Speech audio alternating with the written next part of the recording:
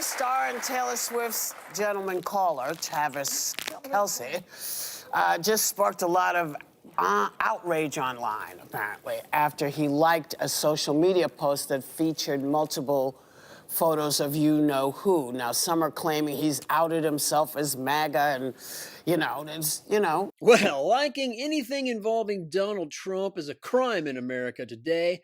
Good thing The View is on top of this very important story. Let's go to their resident slave trader to see what she thinks about this horrible incident. I have a theory. I think that this was an accidental like. And everybody's been up late at night scrolling. I tend to purchase items off of Instagram late at night, but I think he may have been, scrolling.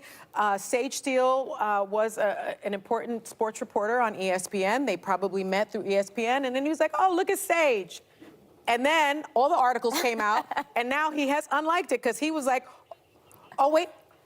Oh, he's still liking it. Okay, well, that doesn't matter. Here is my theory, and your theory is immediately proven wrong. And what's Sonny Hostin's response? Oh, that doesn't matter. It's still a good theory. This is the liberal mind virus. Come up with an idea, it's tested in the real world, and it fails. But you still like the sound of the idea, so even though it failed, it's still a good idea.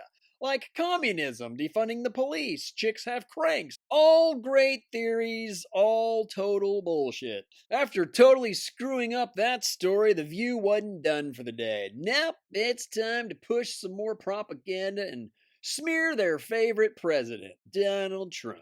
because yesterday was the first day of you-know-who's hush money trial, and among the many reports coming out of the courtroom is that you-know-who could not keep his eyes open. 40 minutes ago, you wrote an observation that I was very surprised. Trump appears to be sleeping. His head keeps dropping down and his mouth goes slack. Tell us about that. Well, Jake, he appeared to be asleep. Yes, it is very newsworthy that Trump fell asleep at a trial.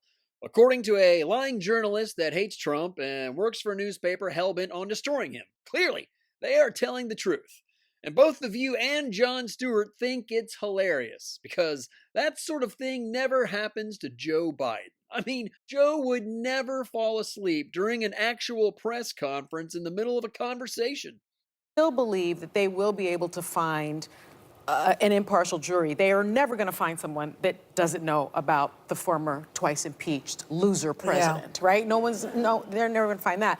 But what I did find also interesting about my Super Bowl is that the legal teams will be checking the jurors' social media profiles to see if they can assess the truthfulness and intention of what they said during voir dire, which is their questioning. And I think that's really, really important, because if you start liking Trump's and you follow Trump stuff on social media, can you be impartial? I don't really think so.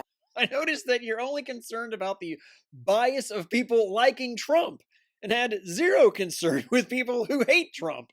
If you really cared about an honest jury pool, wouldn't you point out both of those things?